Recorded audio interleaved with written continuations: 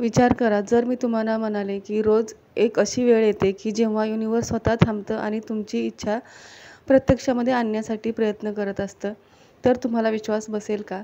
नाही ना? पण तुम्हाला विश्वास ठेवावाच लागेल, कारण ह्या गोष्टी माझ्यासोबत खूप वेळा झालेल्या आहेत. पण त्या अशा सगळ्यांच्या समोर मांडण्याचा कधी योग आला नाही. कारण प्रत्येकाच्याच आयुष्यामध्ये हे घडत असतं, पण आपण त्याच्याकडे लक्ष देत नाही. जाणीवपूर्वक जर लक्ष दिलं आपण, तर आपल्यासुद्धा आयुष्यामध्ये आपली इच्छा पूर्ण होईल. आज मी याच विषयावरती तुम्हाला काही उपाय सांगणार आहे. तर या व्हिडिओमध्ये शेवटपर्यंत राहा. श्री स्वामी समर्थ. आजच्या व्हिडिओमध्ये तुम्हा सर्वांचं खूप खूप स्वागत.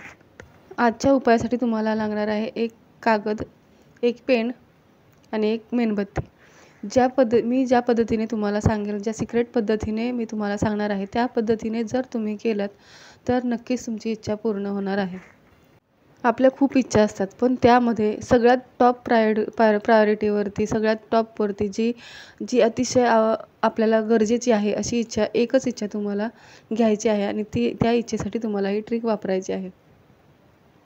त्याच्यासाठी तुम्हाला लागणार आहे एक पेन, व्हाईट पेपर आणि एक मेणबत्ती.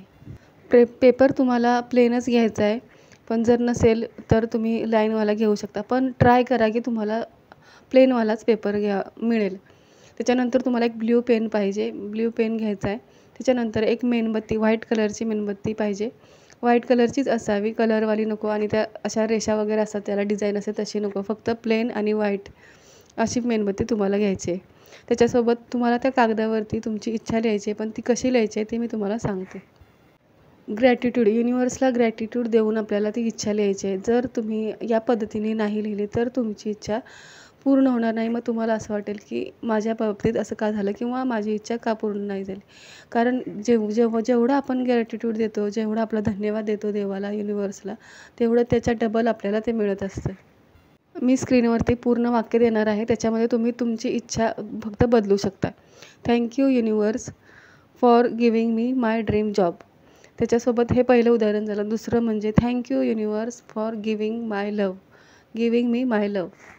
याचं मराठीमध्ये धन्यवाद युनिव्हर्स, थँक यू युनिव्हर्स, मला माझ्या स्वप्नातला जॉब मिळाला आहे किंवा मला जसा हवा तसा जॉब मला मिळाला आहे.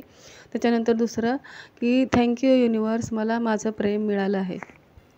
तिसरं उदाहरण आहे थँक यू युनिव्हर्स, मला धनरूपी आशीर्वाद दिल्याबद्दल. म्हणजे याचं इंग्लिशमध्ये होईल thank you universe blessing me with wealth. म्हणजे ह्याचं मराठीमध्ये किंवा हिंदीमध्ये सुद्धा तुम्ही ट्रान्सलेट करून लिहू शकता. जसं तुम्हाला सोप्या भाषेमध्ये वाटेल तसं तुम्ही लिहू शकता. धन्यवाद युनिव्हर्स, मला धनरूपी आशीर्वाद दिल्याबद्दल, असं सुद्धा तुम्ही लिहू शकता. तुम्हाला तुम्हाला ज्या भाषेमध्ये तुम्हाला येतं त्या भाषेमध्ये तुम्ही लिहू शकता. फक्त त्याच्यामध्ये आपल्या मनापासून ते वाक्य निघायला हवं. ही 3 उदाहरणं मी तुम्हाला सांगितलेली आहेत, पण त्याच्यामध्ये तुम्हाला तुमच्या जी इच्छा एकदम राहिलेली आहे किंवा तुम्हाला वाटतं की ही माझी इच्छा पूर्ण व्हायलाच हवी आहे, तर ती इच्छा तुम्ही लिहू शकता. जसं की तुम्हाला घराबद्दल असेल किंवा तुम्हाला तुमच्या मुलाबद्दलची इच्छा लिहायची आहे किंवा तुम्हाला तुमच्या पतीबद्दलची इच्छा लिहायची आहे, तीसुद्धा तुम्ही लिहू शकता. हे तुम्ही लिहिलेलं आहे ते तुम्ही कधीही तयार करून ठेवू शकता, लिहून ठेवू शकता. आता हा कागद तुम्ही तयार करून ठेवलेला आहे लिहून. जे तुमच्या काही इच्छा असतील त्या 3 कागदावर लिहा, 4 कागदावर लिहा. फक्त एका कागदावर एकच इच्छा लिहा. आता ही जी तुम्ही इच्छा लिहून ठेवलेली आहे ती तुम्हाला सकाळी 11:11 किंवा संध्याकाळी 11:11 तो कागद तुम्हाला हातामध्ये घ्यायचा आहे. दोन्ही हातामध्ये पकडायचा आहे आणि डोळे बंद करून जी तुम्ही कोणती विश लिहिलेली आहे, जी तुम्ही कोणती इच्छा लिहिलेली आहे, ती तुम्हाला व्हिज्युअलाइज करायची आहे. म्हणजे ती इमॅजिन करायची आहे. त्याचं सुख, त्याचा आनंद तुम्हाला इमॅजिन करायचा आहे. आणि की जर समजा तुम्ही घराचं स्वप्न, माझं घर सुंदर झालेलं आहे किंवा असं स्वप्न, अशी इच्छा जर तुम्ही लिहिलेली असेल, तर तुमचं घर बनलेलं आहे, तुम्ही त्या घरामध्ये पूजा घालताय, सगळे पाहुणे मंडळी आले आहेत. अशा सगळ्या गोष्टी तुम्ही इमॅजिन करू शकता. जेवढं तुम्हाला आनंद घेता येईल तेवढं त्यावेळी तुम्हाला आनंद घ्यायचा आहे. त्यानंतर जर तुमच्या लग्नाचं तुम्ही इच्छा प्रकट केलेली असेल, तिथे लिहिलेली असेल इच्छा, तर तुम्ही स्टेजवर उभे आहात, तुमच्या वरात आलेली आहे, तुमच्या मैत्रिणी तुमच्यासोबत हसतायत, बोलतायत, तुमची मस्करी करतात. अशा सगळं जेवढे तुम्हाला इमॅजिन करता येईल चांगल्या पद्धतीने तेवढं तुम्हाला करायचं आहे. दुसरं उदाहरण म्हणजे जर तुम्ही ड्रीम जॉब लिहिलेला आहे इच्छेमध्ये, तर तुम्ही हे बघायचं आहे की मी जॉबला चालले किंवा कपडे कोणते घातलेत. कपडे घालण्यापासून अगदी कोणासोबत मी आनंद व्यक्त करते, कोणाला मिठाई देते, हे सगळे तुम्हाला बघायचं आहे. म्हणजे ते व्हिज्युअलाइज करायचं आहे. त्याचा गोष्टीचा आनंद तुम्हाला फील करायचा आहे. मनामध्ये त्या गोष्टीचा आनंद तुम्हाला किती झालेला आहे, त्या आनंदाचा अनुभव तुम्हाला अगोदरच घ्यायचा आहे. आता हीच इच्छा जर तुम्ही पैशाबद्दल केलेली असेल की माझ्याकडे धन आलेलं आहे, तर तुम्हाला ते कसं व्हिज्युअलाइज करायचं आहे. तर तुमच्या मोबाईलमध्ये तुम्हाला टेक्स्ट आलेला आहे की तुमच्या अकाउंटमध्ये एवढी रक्कम जमा झाली. त्यासोबतच तुम्हाला कोणीतरी चेक दिला आहे एवढ्या-एवढ्या अमाऊंटचा. हा आनंद तुम्हाला हे करायचा आहे, फील करायचा आहे, आनंद घ्यायचा आहे त्याचा, की हे तुम्हाला कधी करायचं आहे, तर एका ठिकाणी शांतपणाने बसून तुम्हाला हे व्हिज्युअलाइज करायचं आहे, एकट्यामध्ये, शांततेत.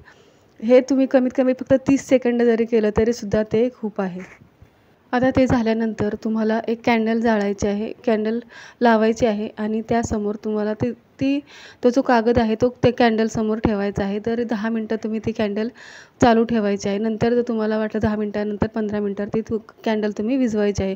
त्याच्यावरती फूक मारायची नाही. ती चमच्याने किंवा कोणत्याही गोष्टीने, पुट्ट्याने वगैरे तुम्ही विझवू शकता. फक्त फूक मारायची नाही. हे तुम्हाला हा कागद नंतर तुम्ही लपवून ठेवायचा आहे, ड्रॉवरमध्ये ठेवा, कुठेही ठेवा. नंतर तुम्हाला झोपताना तोच कागद तुमच्या उशीखाली ठेवून झोपायचा आहे. त्यानंतर तो पुन्हा उचलून ठेवायचा आहे ड्रॉवरमध्ये किंवा कुठेही. नंतर पुन्हा सकाळी दुसऱ्या दिवशी 11:11 हा तुम्ही उपाय संध्याकाळी पण करू शकता, सकाळीसुद्धा करू शकता. दोन्ही वेळासुद्धा तुम्ही हा उपाय करू शकता.